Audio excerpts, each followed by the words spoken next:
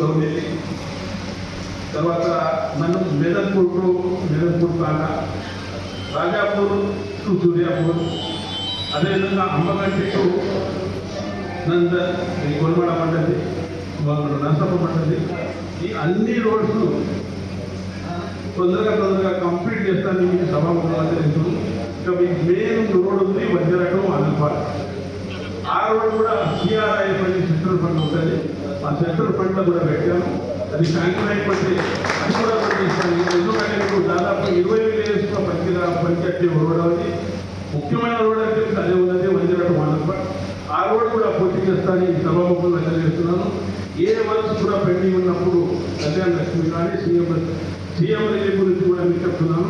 ఎవరైనా కానీ గత రాజీవ్ ఆరోగ్యశ్రీ డాక్టర్ వైఎస్ రాజశేఖర రెడ్డి మన ముఖ్యమంత్రి ఉన్నప్పుడు ఇంట్రొడక్షన్ చేశారు.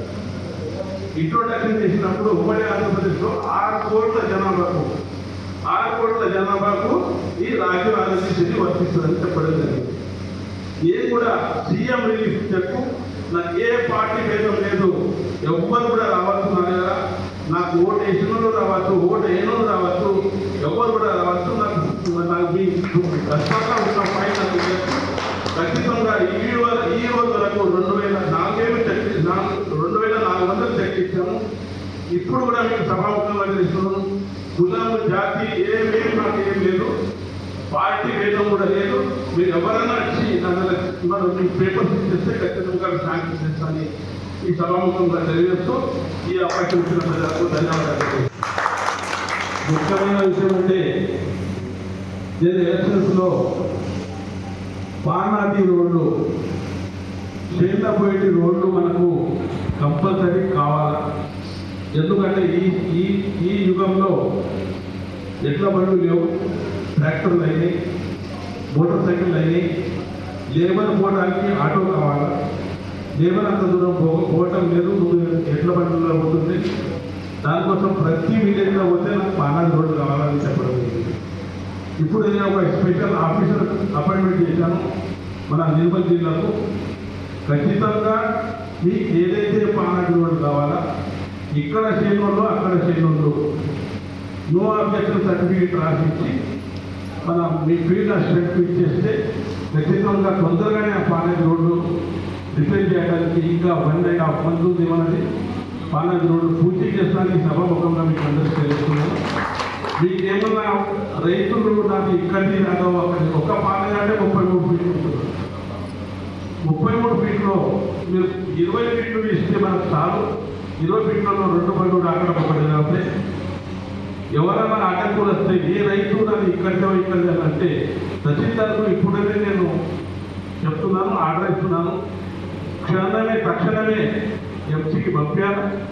ఆ రోడ్డు మ్యాప్ నుంచి పానాది రోడ్ ఎట్లా ఉంటుంది దాన్ని సర్వే చేసేసి 50% మీద మార్క్స్ చేసి ఇక్కడ 16 ఫీట్లు ఇక్కడ 16 ఫీట్లు చేసేస్తే ఆ రైతు కూడా ఏమైనా గొడవ చేసే సౌకర్యాలు ఉన్నాయి. ఖచ్చితంగా అది రేపటి నుంచి ప్రతి ఫీల్డ్ ఆఫీసర్కి పడుతుంది.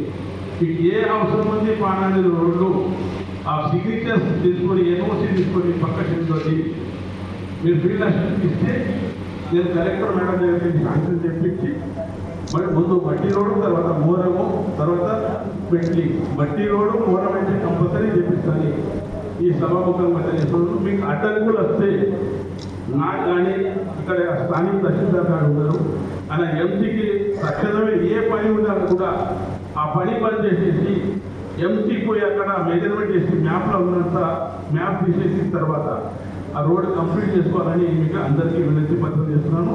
ఖచ్చితంగా నేను ఇచ్చిన వాయిదా ఏదైతే హామీ ఇచ్చారో మీకు ఆ హామీ ఈ 3 సంవత్సరాల లోపల ప్రతి పానాది రోడ్డు కంప్లీట్ బ్రిడ్జెస్తో సహా ఈ పానాది రోడ్డు కంప్లీట్ చేస్తాను. ఈ కూడా సభాముఖంగా మీకు అందరికీ తెలియజేస్తున్నాను. అదేవిధంగా ఇంకా ఎన్నో సమస్యలు ఉన్నాయి. మనం మహారాష్ట్ర బార్డర్లో ఉన్నాం. నేను కూడా ఎక్కడి నుంచే నా పుట్టినప్పుడు పోవాలి. రోడ్ సమస్యలు ఇప్పుడు రమణారావు కూడా చెప్పారు. మీ మండలంలో కళ్యాణ కావడం జరుగుతుంది. కేవలం మన కుట్టాల మండలంలో 25 ఆర్డీఓలు పెండింగ్ ఉన్నాయి. ఇప్పుడే తహసీల్దార్ గారు చెప్పారు 31 నా దగ్గర పెండింగ్ ఉన్నాయి, అందులో 9 తహసీల్దార్ దగ్గర పెండింగ్ ఉన్నాయి, 15 నా దగ్గర పెండింగ్ ఉన్నాయి. అంటే నేను ఇప్పుడే సిగ్నేచర్ చేసి మన తహసీల్దార్ గారికి ఇచ్చాను. అదేవిధంగా ఎప్పుడన్నా ప్రతిరోజు కళ్యాణ లక్ష్మి, జాతీయ ముబారక్ చెట్లు అనుకోండి, సీఎం రిలీఫ్ చెట్లు అనుకోండి, ఎటువంటి అడ్డుకోలు లేక కలెక్టర్ గారికి అనుకోండి, మన ఇన్ఛార్జ్ మంత్రి సీతక్క అనుకోండి మాట్లాడి తొందరగా ఇంతకుముందు పాత గవర్నమెంట్లో చెట్లు ఒక్కొక్క సంవత్సరం రావడం కష్టమవుతుంది. కానీ ఇప్పుడు పెళ్లి అయిన తర్వాత 2-3 మంత్స్కే చెక్స్ డిస్ట్రిబ్యూషన్ అవుతుంది. కానీ దురదృష్టం ఏమంటే ప్రభుత్వం ఏదైతే హామీ ఇచ్చింది ఎలక్షన్ మేనిఫెస్టోలో, మా ఆడిపట్టులకు తులం బంగారు ఇస్తుంది, కానీ తులం బంగారే ఇప్పటిదాకా పెట్టలేదు. ఎన్నోసార్లు ప్రతిపక్ష నాయకుడిగా అసెంబ్లీలో చెప్పడం జరిగింది. మొన్నైతే ముఖ్యమంత్రి గారు నాతో ఏం కాదన్నట్లా, నాతో చేత కాదన్నట్లు మాట్లాడాడు. నేను ఒక ముఖ్యమంత్రి ఉన్న స్థాయి అట్లా మాట్లాడాడు, సమాజ సేవ చేసేవాడు అట్లా మాట్లాడాడు, సమాజం కాదు.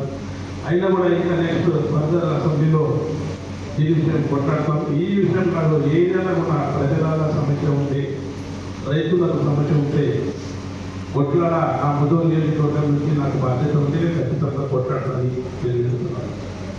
అదేవిధంగా దొంగలి కావాల్సి గురపల్లి కావాలి. నేను గత ఎలక్షన్స్లో, పార్లమెంట్ ఎలక్షన్స్లో అనుకోండి, అసెంబ్లీ ఎలక్షన్స్లో కానీ ప్రామిస్ ఇచ్చాను, శాంక్షన్ అయింది. దౌర్జన్యకి ఒకటి అయింది, గురపల్లికి ఒకటి అయింది.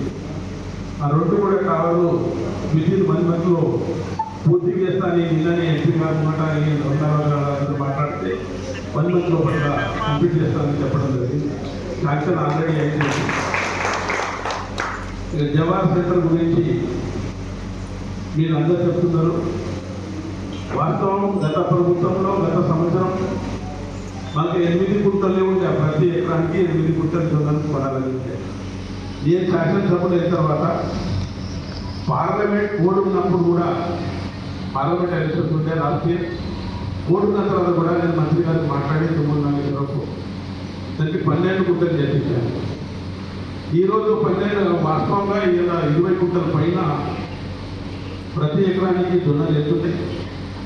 ఆ జొన్నలు మనకు 20 గుంటలు కావాలని అసెంబ్లీలో నాతోటి శాసనసభ్యులు పాయశంకర్ గారు, అనిల్ యాదవ్ శాసనసభ్యులు, అక్కడ మన మద్దూరు శాసనసభ్యులు 4-5 పోయి మంత్రి గారితో వినతి పత్రం ఇచ్చాము.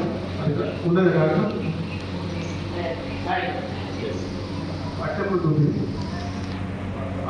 వినతి పత్రం ఇచ్చాము. ఆయన అనుకూలంగా స్పందించి